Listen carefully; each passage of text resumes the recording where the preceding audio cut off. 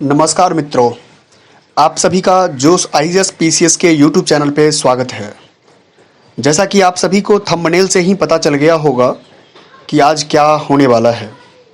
यदि आप यूपीएससी जैसे civil services, EPFO, CDS, CAPF और किसी स्टेट पीसीएस जैसे बीपीएससी, यूपीपीसीएस, जेपीएफसी के द्वारा आयोजित की जाने वाली विभिन्न आगामी परीक्षाओं की तैयारी कर रहे हैं, तो यह जोश आईएएस पीसीएस यूट्यूब चैनल आपके परीक्षाओं की तैयारी में धार देने में काफ़ी सहायक सिद्ध होगा।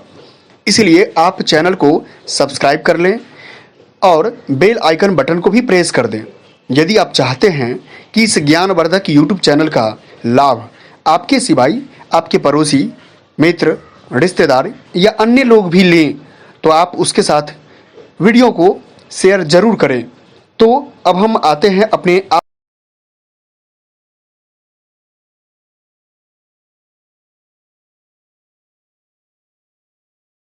जी, हम बात करते हैं अब कि बिहार लोक सेवा आयोग के द्वारा जो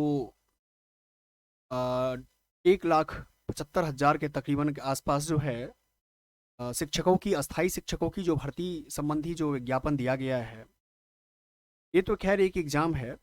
सबसे महत्वपूर्ण बात ये होती है कि जब भी हम किसी भी परीक्षा का तैयारी करते हैं, चाहे वो निचले स्तर पे ग्रुप डी से लेकर के उच्च स्तर तक आईएएस का एग्ज़ाम क्यों ना हो, दो चीज़ बहुत महत्वपूर्ण होता है। पहला कि उसका आधार क्या है, आधार यानी सिलेबस क्या है, और दूसरा जो होता है कि उस एग्ज़ाम के पूर्व वर्षों में, प्रीवियस ईयर में पूछे गए प्रश्न पत्र का अवलोकन क्या है।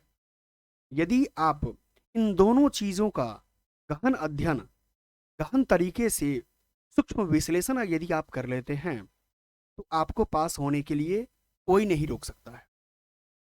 जैसे अब हम जो हाल ही में बीपीएससी के द्वारा जो सिलेबस जारी किया गया है, सबसे पहले हम उस सिलेबस पर चर्चा कर लेते हैं। बिहार राज्य विद्यालय अध्यापक नियुक्ति स्थानांतरण अनुशासनात्मक एवं सेवा शर्त नियमावली 2023 के अंतर्गत प्राथमिक विद्यालय, माध्यमिक विद्यालय एवं उच्च माध्यमिक विद्यालयों में अध्यापक के पद पर नियुक्ति हेतु लिखित परीक्षा, वस्तुनिष्ठ प्रकार के पत्र, विषय प्रश्नों की संख्या, परीक्षा की अवधि कुल प्रकार इस प्रकार दी गई है। पहला हम लोग ये देखते हैं कि जो कंपलसरी सब्जेक्ट्स की बात कर लेते हैं सिलेबस में। पहला है भाषा। जो ये भाषा है, ये सभी के लिए होगा, चाहे वो प्राथमिक से लेकर के हो उच्च विद्यालयों के, सभी के लिए होगा। इसमें प्रश्न पत्रों की जो प्रश्नों की संख्या होगी 100 होगी, 2 घंटे लगेंगे और कुल मार्क्स 100 होंगे। इसमें भी भाग 1 और भाग 2 है। ये तो सामान्य तौर पे आप लोग कर लेंगे क्योंकि बहुत ज़्यादा ये हार्ड नहीं है। हाँ, बट एक चीज़ ध्यान रखने की बहुत ज़रूरी है कि इस पत्र का जो मिनिमम जो अंक होगा, वो कम से कम आपको 30% अनिवार्य है लाना। ठीक है, अब हम लोग जिस पर बात करने वाले हैं, मेरा क्या उसमें भूमिका रहेगा आप लोग के लिए कि जो ये जो प्राइमरी फर्स्ट जो यहाँ लिखा हुआ है कि प्राथमिक विद्यालय के अध्यापकों के लिए जो है यहाँ लिखा हुआ 150, कुल प्रश्नों की संख्या 150 होगा, अंक उसका 150 होगा और 2 घंटे होगा। इस प्राइमरी टीचर्स के लिए सबसे बड़ा चीज़ क्या है कि इसमें जो जीएस के से ही क्वेश्चन आएंगे। इसके लिए बेसिकली अगर बात करेंगे अगर आप उनके सब्जेक्ट को लेकर के, तो प्राइमरी मैथमेटिक्स का जो क्वेश्चन रहेगा वो रहेगा, प्राथमिक गणित, एक रीजनिंग रहेगा जिसको मानसिक क्षमता कह सकते हैं, मेंटल एबिलिटी टेस्ट कह सकते हैं, परीक्षण होगा, एक सामान्य जागरूकता जिसको जनरल अवेयरनेस कह सकते हैं, और एक है सामान्य विज्ञान होगा, जनरल साइंस, जिसमें जनरल साइंस में हो सकता है फिजिक्स, केमिस्ट्री, बायोलॉजी, तीनों से क्वेश्चन पूछा जा सकता है। सामाजिक विज्ञान, सोशल साइंस, जिसको सोशल साइंस में हर प्रकार का क्वेश्चन हो सकता है। हिस्ट्री तो यहाँ ले ही लिया गया है कि भारतीय राष्ट्रीय आंदोलन, तो भारतीय राष्ट्रीय आंदोलन का मुख्य अगर बात किया जाए तो 1857 से लेकर के 1947 तक के बीच के क्वेश्चंस पूछे जाएंगे आपसे। एक भूगोल हो गया और पर्यावरण हो गए। ठीक है, अब हम फिर बात कर लेते हैं कि जो माध्यमिक विद्यालय के अध्यापकों के लिए जो जरूरी है सिलेबस में, इसमें भी एक एक्स्ट्रा उसमें प्राइमरी वाले से बढ़ जाता है, इसमें एक उसमें अपना एक विषय ऐड हो जाता है। जो विषय ऐड होता है ये भाग 1 और भाग 2 में हो जाएगा। यहाँ भी प्रश्न पत्रों जो टोटल क्वेश्चन होंगे इक्वल होंगे, 150 होंगे। यहाँ भी 150 मार्क्स होगा और 2 घंटे लगेंगे। यहाँ पर भाग 1 और भाग 2 में जो डिवाइड किया गया, भाग 1 में मेनली बात की गई है कोई जो एक विषय आपका होगा, वो विषय आपका होगा।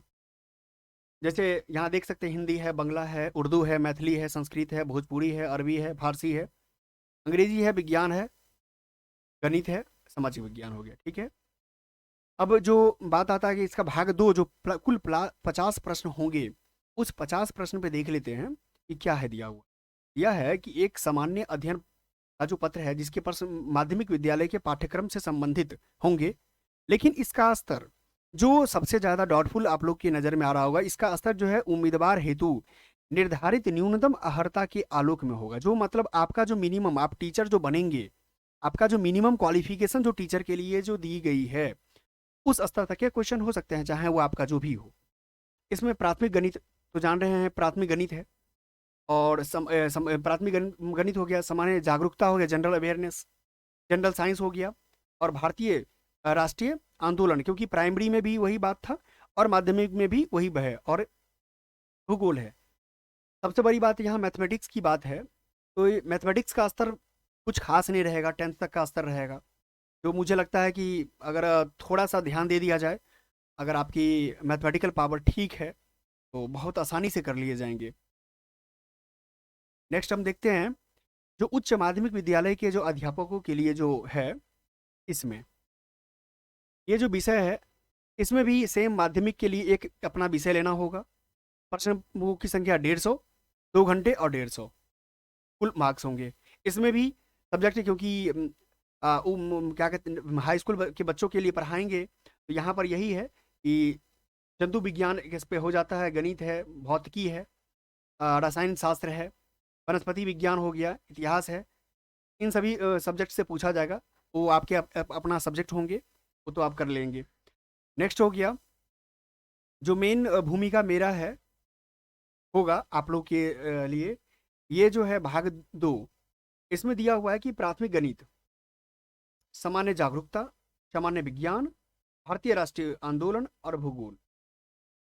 अब सबसे बड़ा महत्वपूर्ण जो सिलेबस में मेंशन किया हुआ है, ये है आपको ये जो है प्रश्न वस्तुनिष्ठ होंगे, बहुविकल्पी होंगे।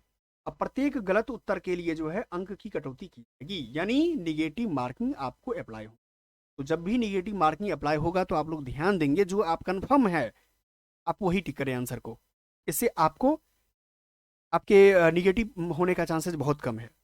ठीक है। हम लोगों ने देख लिया कि मेनली क्या क्या सब्जेक्ट, हम लोगों ने देख लिया कि कॉमन सब्जेक्ट अगर देखा जाए, टोटली कॉमन सब्जेक्ट अगर हम बात कर ले, तो कॉमन सब्जेक्ट में हम लोगों ने देखा क्या कि एक हो गया आपका मैथ्स, दूसरा हो गया जो रीजनिंग का पार्ट है वो, तीसरा हो गया जो जनरल जो अवेयरनेस की क्वेश्चन है वो, चौथा हो गया जनरल साइंस।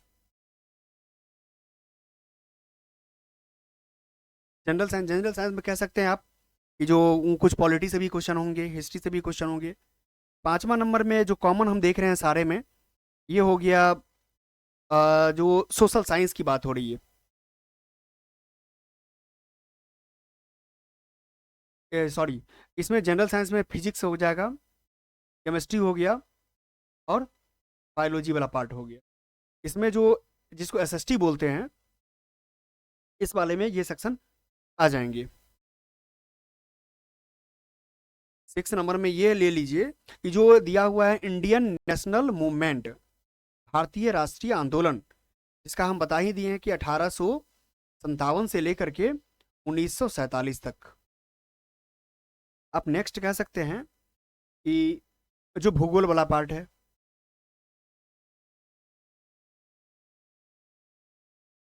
और नेक्स्ट जो प्राइमरी वाले के लिए जो लिखा हुआ था सिलेबस में, पर्यावरण से रिलेटेड। ठीक है। तो हम लोगों ने सिलेबस को अच्छे से देख लिया है। और सिलेबस में बहुत ज़्यादा कुछ नहीं है। अगर सही रूप से तैयारी किया जाए तो जो भी अभी बचे हुए समय हैं उसमें बहुत बेहतरीन किया जा सकता है। तो हम लोग सिलेबस के आधार पर जो खासकर बिहार जो टेट का एग्ज़ाम हुआ या बिहार स्टेट का एग्ज़ाम हुआ है, उसमें कुछ प्रश्न आए हैं, उसको डायरेक्ट देखते हैं कि क्या सच में क्वेश्चन की प्रकृति क्या होगा। हर बीपीएससी के द्वारा इस बार आयोजित किया जाएगा, बट ओवरऑल प्रकृति वही होगा प्रश्न का।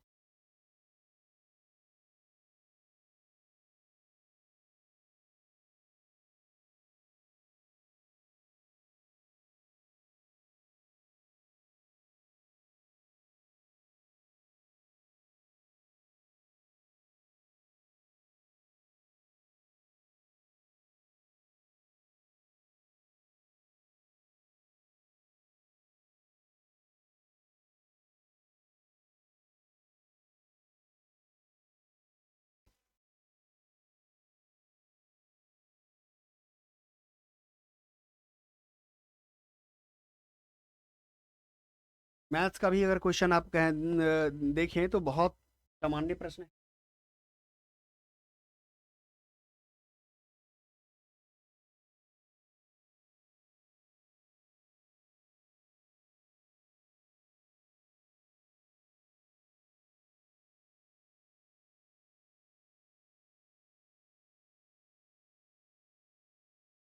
यहाँ देखिए, पर्यावरण अध्ययन जो दिया हुआ है, इसमें कुल जो 30 प्रश्न दिए हुए हैं, 30 प्रश्न तो नहीं, इसमें कुल 61 से लेकर के 85 तक कुछ आपको ऐसे मिलेंगे। यहाँ पर दिया हुआ है, पहला क्वेश्चन है कि जल मंदिर का संबंध निम्न में से किससे है। पहले आप लोग उत्तर दे लें, उसके बाद मैं आपको बताऊंगा कि जल मंदिर का संबंध किससे है। तो ये जल मंदिर जो है, 61 नंबर का क्वेश्चन जो है,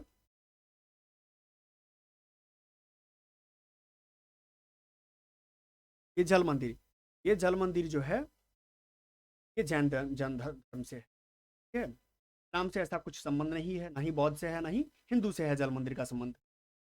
अब आता है कि 62 नंबर क्वेश्चन में देखिए,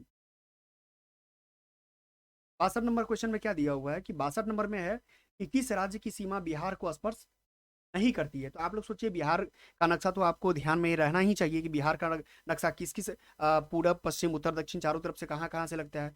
तो बिहार का नक्शा देख लीजिए, उत्तर प्रदेश से लगता ही है,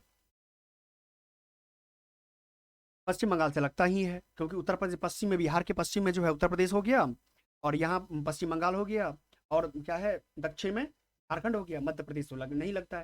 इसलिए इसका आंसर क्या होना चाहिए, मध्य प्रदेश होना चाहिए। ठीक है, अब देखिए नेक्स्ट क्वेश्चन है कि मखाना, मखाना की खेती हेतु अग्रणी जिला कौन सा है। तो मखाना की खेती हेतु अग्रणी जिला कौन सा है। तो मखाना तो जानते हैं कि मखाना को जीआई टैग भी दे दिया गया, तो हो सकता है कि संभावना इस बार भी आपको प्रश्न पूछे, तो इसीलिए इस बार इसका क्या हो गया, मखाना का मधुबनी है। अब देखिए नेक्स्ट 64 नंबर क्वेश्चन में आप लोग पढ़िए, फिर आंसर पॉज कर लीजिए वीडियो को, फिर आंसर दीजिए। सरीसृप के अंतर्गत निम्न में से कौन आता है।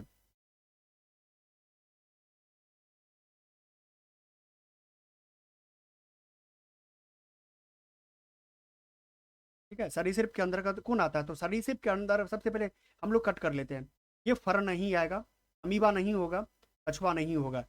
ठीक है, ये ठीक है। अब आता अभ्यारण्य का संबंध, अभ्यारण्य का संबंध निम्न में से किससे है। अभ्यारण्य मतलब क्या होता है, ऊर्जा संरक्षण तो करते नहीं हम अभ्यारण्य में। अभ्यारण्य क्या होता है, वन जीव संरक्षण संबंधित होता है, यहाँ जल संरक्षण भी नहीं होगा, डॉल्फिन होगा, संरक्षण भी नहीं होगा। ठीक है, अब आता है नेक्स्ट देखिए, 66 नंबर क्वेश्चन, इजी कितना है क्वेश्चन, विश्व विकलांग दिवस। तो विश्व विकलांग दिवस मतलब डे याद करना ही पड़ेगा। 66 का आंसर क्या होगा, 3 दिसंबर को होता है, जानते ही हैं। यहाँ पर दिया हुआ है रोनाल्ड रॉस का संबंध किस निम्न में से किससे है। तो रोनाल्ड रॉस जो है किससे संबंधित है, तो ये मलेरिया से संबंधित है, क्योंकि मलेरिया का ये टीके की खोज से संबंधित है, रोनाल्ड रॉस। अब आता है पर्यावरण सुरक्षित ईंधन। तो पर्यावरण सुरक्षित ईंधन जो है कौन हो जाएगा इसमें, पर्यावरण जो सुरक्षित भी हो। तो डीजल तो जानते हैं कि पेट्रोलियम से हम लोग प्राप्त करते हैं, एलपीजी से, तो यहाँ तो होगा नहीं। लकड़ी पर्यावरण सुरक्षित कैसे होगा, लकड़ी, ये केरोसिन भी नहीं होगा, ये हो जाएगा, गैस हो जाएगा। ठीक है। 69 कहता है कि श्वसन के दौरान मनुष्य द्वारा ग्रहण की जाने वाली गैस मुख्यतः है। तो अब बताइए कितना इजी क्वेश्चन है कि श्वसन सांस लेने आप जब लेते हैं तो मनुष्य कौन सा गैस को लेता है।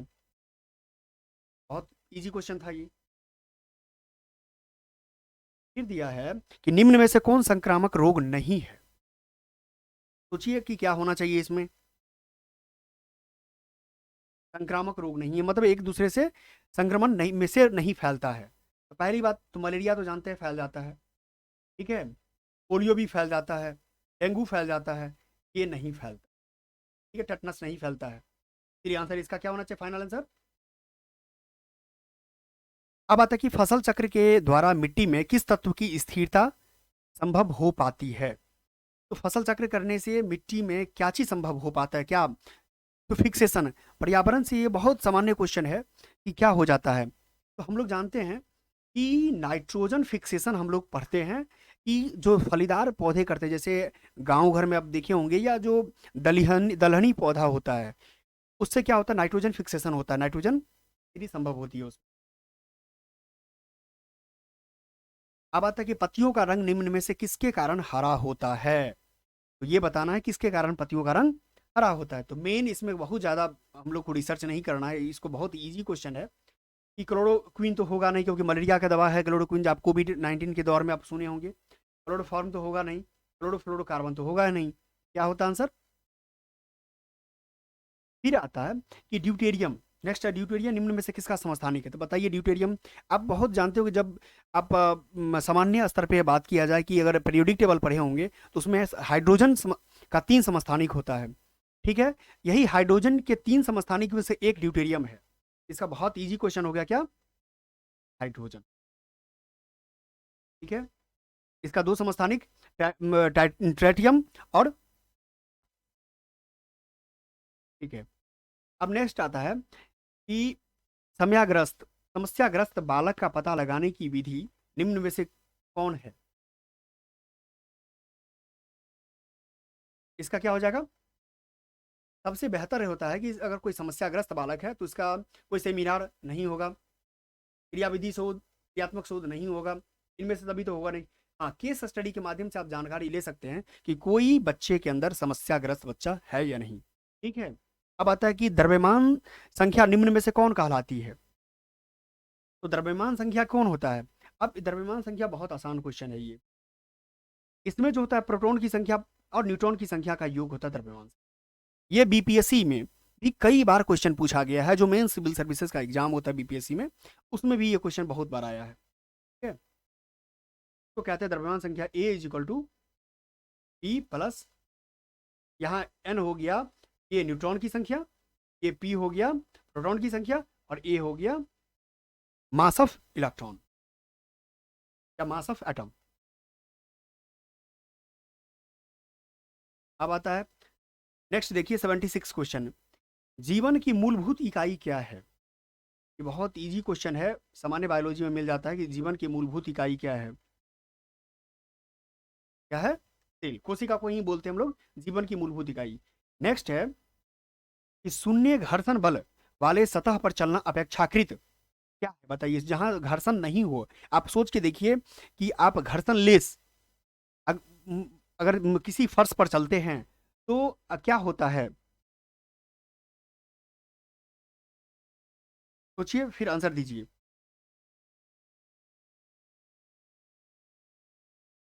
असंभव होता है। क्या होता है असंभव होता है चलना कठिन होता है यानी क्योंकि कुछ ना कुछ घर्षण रहना ही चाहिए चलने के लिए। फिर कहता है 78 नंबर क्वेश्चन कि गुरुत्वाकर्षण बल की अनुपस्थिति में वस्तु का भार निम्न में से क्या होगा। अगर मान लिया जाए गुरुत्वाकर्षण बल अनुपस्थित हो जाए ग्रेविटेशनल फोर्स अनुपस्थित हो जाए तो क्या होगा। क्या हो जाएगा हम लोग भारहीन महसूस करेंगे। क्या करेंगे भारहीन महसूस करेंगे। नेक्स्ट क्वेश्चन आता है 79 कि सुश्री मेधा पाटकर का संबंध किससे है किन चीजों से है। आप जानते हैं कि मेधा पाटकर जो है इनका पर्यावरण संरक्षण से संबंध रहा है। ठीक है। नर्मदा बचाओ आंदोलन से संबंधित इनका रहा है। ठीक है।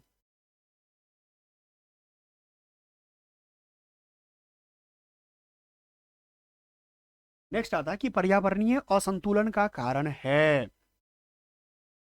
बताइए इसमें क्या होगा। तो पर्यावरणीय असंतुलन का कारण क्या है। अगर मान लिया जाए कि पर्यावरणीय चेतना का अभाव हो जाए, आप अनियंत्रित दोहन करने लगे पर्यावरणीय संसाधनों का, इससे भी हो सकता है। भौतिकवादी सोच अगर हो जाए कि सिर्फ और सिर्फ संसाधन को यूज करना, इससे भी पर्यावरणीय असंतुलन हो जाएगा। भोगवादी प्रवृत्ति होगा, इससे भी हो जाएगा। इसीलिए इसका आंसर क्या होना चाहिए, इनमें से सभी। नेक्स्ट आता है कि ग्रीष्म ऋतु हेतु सर्वोत्तम वस्त्र है। आप बताइए, सोच के देखिए कि ग्रीष्म ऋतु में कौन सा वस्त्र हम लोग पहनना ज्यादा कंफर्ट महसूस करते हैं। तो सूती वस्त्र पहनना महसूस करते हैं। इसीलिए इसका कितना इजी क्वेश्चन, मैं ये दिखाना चाहता हूं कि कितने इजी तरीके से निकाला जा सकता है। ठीक है, बीपीएससी ले रही है एग्जाम, घबराने की बात नहीं है, बहुत इजी है। क्वेश्चन देखते हैं हम लोग। पर्यावरण एक स्रोत है। क्या पर्यावरण किसका स्रोत है। अधिगम का, सीखने का, बिल्कुल सही बात है। औषधि का, बिल्कुल सही। ऊर्जा का, बिल्कुल सही। सूर्य से हम लोग ऊर्जा प्राप्त करते हैं, तो तीनों का तीनों इनमें से अभी आंसर हो जाएगा। नेक्स्ट आता है कि रक्त का थक्का बनने में सहायक है। रक्त का थक्का बनने में आप जानते हैं, यहां पर देखिए रक्त का, सबसे पहली बात तो ये देखना, रक्त का थक्का बनने की बात हो रही है। विटामिन ए, जो सबसे पहली बात, विटामिन ए जो होता है की कमी से व्यक्ति रक्तौंधी का शिकार हो। ठीक है। विटामिन बी बेरी बेरी हो जाता है। ठीक है, ये नपुंसकता से है। अब आता बच को कौन गया, विटामिन के। तो विटामिन के जो है क्या है, रक्त का थक्का बनने में सहायक है। अब आता है नेक्स्ट, देखिए क्वेश्चन 84 नंबर। 84 नंबर क्वेश्चन क्या कहता है, कहता है कि जल समस्या का निराकरण संभव है, किससे। अब एक आता है जल अपव्यय रोकर, अगर बहुत ज्यादा जल को बर्बाद करेंगे तो इससे क्या होगा, जल समस्या होगा, इसे इससे भी हो सकता है। वाटर हार्वेस्टिंग से, बिल्कुल सही है बात है, जमा करके। समुचित जल प्रबंधन कर, बिल्कुल सही। इसका आंसर क्या होना चाहिए, तभी। नेक्स्ट आता है दूध से दही का बनना है। क्या दूध से दही बनने का प्रक्रिया को क्या बोलते हैं हम लोग, क्या बोल सकते हैं। भौतिक है, तापीय है, नाभिकीय है, या रासायनिक है। तो भौतिक उसको बोलते हैं जिसका कि सिर्फ फिज चेंज सिर्फ होता है, एक से दूसरे में जाता है, दूसरे से हम एक में ला सकते हैं। लेकिन इसमें क्या होता है कि हम दही जब बन जाएगा तो क्या पुनः दूध प्राप्त कर सकते हैं सेम जैसा उसका टेस्टिंग था, जो भी उसका ग्रेडियंट्स था, नहीं। इसीलिए इसका रासायनिक परिवर्तन। चलिए, हम तो एक पेपर दिखा दिए आपको कि जो इस आयोग के द्वारा जो पूर्व में जो बिहार टेट में पूछा गया क्वेश्चन है, कितना इजी क्वेश्चन है। मैं आपको और दिखाता हूँ कि, और देखिए कि ये कितना इजी क्वेश्चन लगेगा आपको, जीएस का क्वेश्चन।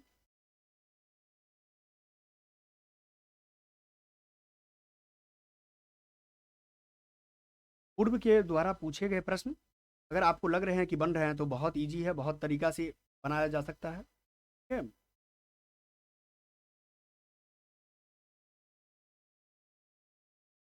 यहाँ देखिए 61 नंबर क्वेश्चन क्या कहता है। 61 नंबर क्वेश्चन कहता है कि पृथ्वी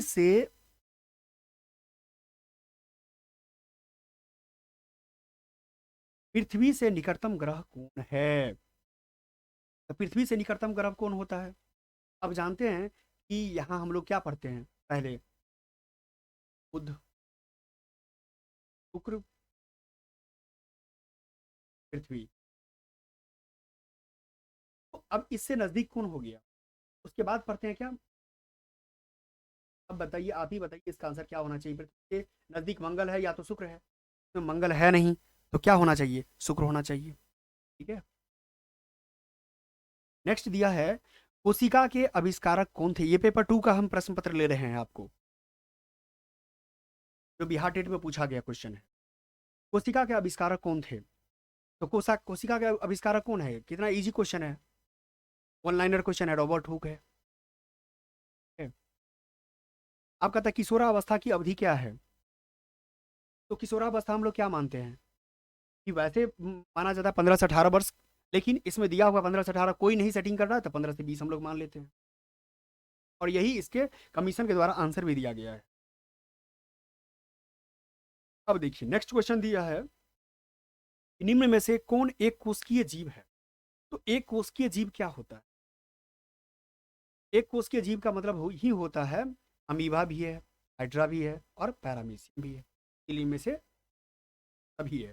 हाँ, लेकिन एक बात कॉमन ध्यान देने योग्य है कि जहां भी इनमें से सभी लिखा हुआ है वो आंसर लिया है। इसका मतलब ध्यान दीजिए कि यहाँ ट्रिक्स भी काम कर रहा है कि अगर वन इनमें से सभी दे रहा है तो आंसर मारने में आपको आता हो या ना आता हो, फिर भी इनमें से सही मारना चाहिए।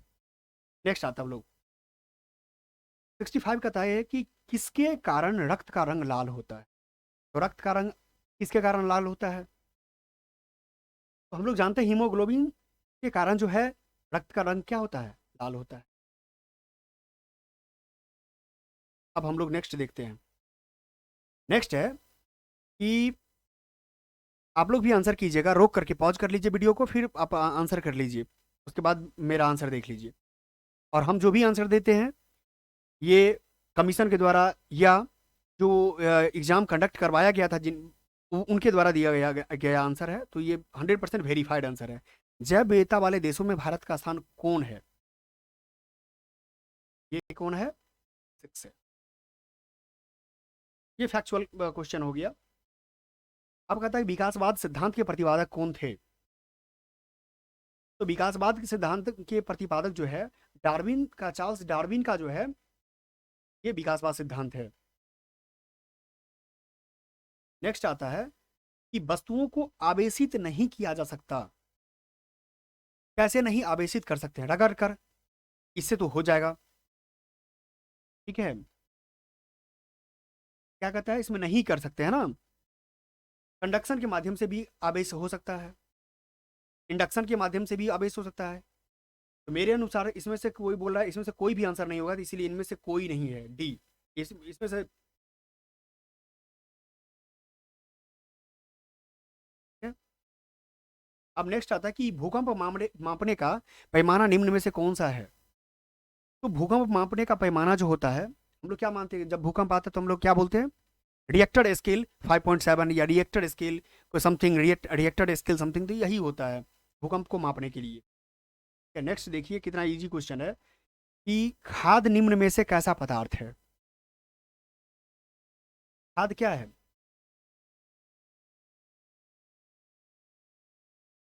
ठीक है, एक प्राकृतिक पदार्थ है।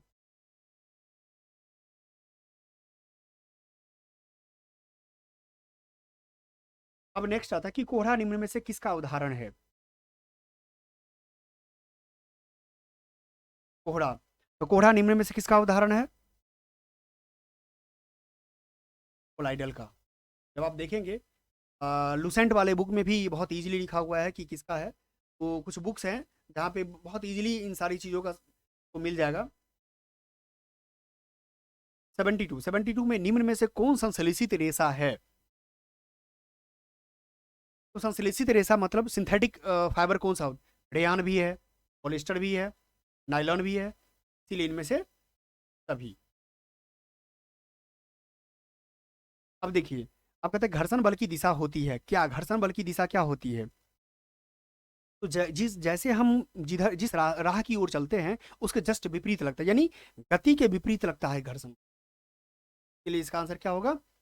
गति के विपरीत होगा। अब आता है सूक्ष्मदर्शी के आविष्कारक कौन है? सूक्ष्मदर्शी का आविष्कार मतलब कि उसका इन्वेंटर कौन है? तो ये है ल्यूवेन हॉक। क्या कौन है? ल्यूवेन हॉक है। ये बहुत इजी क्वेश्चन था। आप कहते हैं सूक्ष्म जीव निम्न में से कौन है? अब इसमें से आपको ढूंढना है कि सूक्ष्म जीव कौन सा है। तो मैंने इससे पहले ट्रिक्स बताया है कि यदि कहीं लिखा हो इनमें से सभी, तो उस पर जाना चाहिए। आपको आता है, नहीं आ रहा है, कोई फर्क नहीं पड़ता है, एक बार निगेटिव लीजिए, इसमें सही होगा। प्रोटोजोआ ये भी सूक्ष्म जीव है, शैवाल भी है, कवक भी है, इसलिए इसका आंसर क्या होगा? अब नेक्स्ट क्वेश्चन पे आते हैं कि दूध को सूक्ष्म जीवों से मुक्त करने की प्रक्रिया क्या कहलाती है? अगर मान लिया जाए अगर आपको दूध में कोई सूक्ष्म जीव है उसे मुक्त करना है तो कैसे करेंगे? तो आप जानते हैं पाश्चीकरण करते हैं, मिलकर क्या क्या करते हैं, पाश्चीकरण करते हैं। आप कहता है निम्न में से कौन कोशिकीय आत्महत्या का थैला कहा जाता है? ये कोशिकीय आत्महत्या का थैला किसको बोलते हैं? ये तो ऊर्जा माइटोकॉन्ड्रिया को जानते हैं, ये ऊर्जागिरी हो गया, पावर हाउस बोलते हैं। केंद्रक तो होता नहीं है, ये ये प्रोटीन के लिए काम करता है। तो बचा कौन? लाइसोसोम। इसीलिए इसका फाइनल आंसर क्या होगा? लाइसोसोम होगा। देखिए कितना इजी है। अब यहाँ कहता है कि बायोलॉजी का क्वेश्चन है कि फाइट एंड फ्लाइट हार्मोन कौन सा है? तो फाइट एंड फ्लाइट हार्मोन किसे कहते हैं? आपको मैं बताता हूँ, एक एक करके बता दूंगा कि इसमें क्या होना चाहिए आंसर। सो ये थायरॉक्सिन है।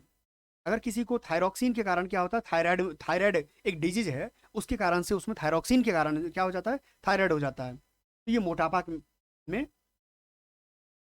ये थायराइड कह सकते हैं इसको। ठीक है। अब आता है मेलानिन। तो मेलानिन का काम है, नींद से रिलेटेड है। अब देखिए, अब बचा कौन? सेराटोनिन बचा है और एड्रेनलिन बचा है। अगर 50-50 पर आप चले गए हैं, तब आपको जाना चाहिए किसके साथ? एड्रेनलिन के साथ। ये इसका क्या ये फाइट एंड फ्लाइट हार्मोन इसको कहा, इसलिए फाइट इसका फाइनल आंसर। नेक्स्ट आता है पोषक तत्वों का आदान प्रदान होता है। तो पोषक तत्व कैसे आदान प्रदान होगा? पोषक तत्व का आदान प्रदान करने के लिए हम लोग क्या करते हैं, जिस प्रकार अभी शुरुआत में पढ़े थे कि कोशिका से, तो यही मूल इकाई कोशिका होती है। अब आता है कि आवर्त सारणी के निर्माता कौन है? आवर्त सारणी का निर्माता कौन है? ये मेंडलीव है। ठीक है। ये तो जानते हैं न्यूट्रॉन का है, James Chadwick. Electron proton neutron होता है, उसमें न्यूट्रॉन का क्या है? न्यूट्रॉन का ये होता है चैडविक होता है। नेक्स्ट आता है कि विज्ञान परीक्षण की कसौटी निम्न में से कौन नहीं है? ये बताइए आंसर। तो ये वैधता, लीगलिटी, ये तो होता ही है। विश्वसनीयता, ये हो जाता है। स्वीकार्यता, ये होता है। ये तटस्थता नहीं होता। इसलिए इसका आंसर क्या होगा? तटस्थ होगा। अब आता है कि ब्लूप्रिंट। ब्लूप्रिंट के अंतर्गत किस प्रकार के प्रश्न शामिल नहीं होते? ज्ञान आधारित होते हैं, कौशल आधारित होते हैं, अनुप्रयोग आधारित होते हैं। अब आपको ध्यान रखना है, हर जहां भी हो नहीं लगा हुआ है। कौन से? विश्लेषण आधारित। नेक्स्ट दिया हुआ है, निम्न में से कौन अध्यता केंद्रित उपागम नहीं है? फिर से नहीं आ गया, ध्यान दीजिए। ठीक है। समस्या समाधान है, अन्वेषण है, वैज्ञानिक है। कौन बच्चा व्याख्यान का फाइनल आंसर?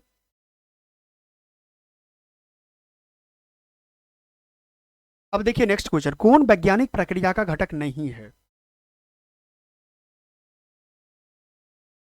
हम पहले प्रथम विकल्प से देखते हैं।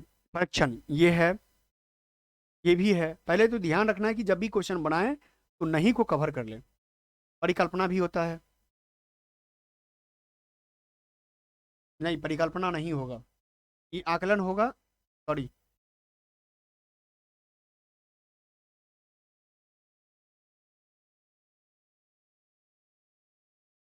ये आंसर इसका फाइनल होगा, परिकल्पना। इसमें वैज्ञानिक परीक्षण नहीं है। ठीक है। अब इस प्रकार से क्वेश्चन देख लिए कि आप लोगों ने दो दो देख लिया क्वेश्चन कि किस प्रकार से क्वेश्चन आ रहे हैं, जहां पर बहुत इजीली तरीके से बनाया जा सकता है। ठीक है। तो अब मेनली यही चीज़ हम लोग को देखना है कि सिलेबस हम लोगों ने देख लिया इनिशियल में कि सिलेबस क्या था, और सिलेबस के अनुसार क्वेश्चन भी देख लिए कि क्या आप पूछ रहा है। तो जब सिलेबस हम लोगों ने देख लिया है कि हम लोगों को करना क्या क्या है, मेनली मैथ्स। मैथ्स भी बहुत नॉर्मल मैथ्स आता है जो 10th लेवल तक के होते हैं। फॉर्मूला आपको याद है, कुछ अगर प्रैक्टिस कर रहे हैं तो आपसे बहुत इजीली बन जाएंगे। रीजनिंग कुछ हो जाएगा। जनरल जो अवेयर की क्वेश्चन है ये भी हो जाता है। ये जनरल साइंस हो गया, एसएसटी वाला सेक्शन है। ये इंडियन मूवमेंट हो गया जो 1857 से लेकर 1947 तक हो गया। ये भूगोल वाला क्वेश्चन हो गया और पर्यावरण हो गया। तो सबसे पहले तो मैं पीवाईक्यू के माध्यम से देख लिए क्या क्वेश्चन आ रहा है, क्या आने वाला है भविष्य में कमीशन के द्वारा। बहुत ज़्यादा घबराने की नहीं है और हम लोगों ने सिलेबस के अकॉर्डिंग चलेंगे। और ये पहला सीरीज है, इसके बाद कंटिन्यू जो 120+ टारगेट हम लोगों ने रखा है, 120+ कभी भी आपको मार्क्स आएंगे। आप जो भी सीरीज कंटिन्यू सीरीज हम डालते रहेंगे, आप देखिए उसका फ़ायदा उठाइए। बाय।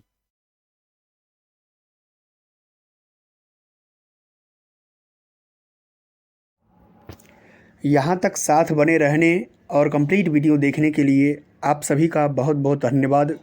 मुझे आशा और विश्वास है कि आपको यह वीडियो बहुत अच्छा लगा होगा।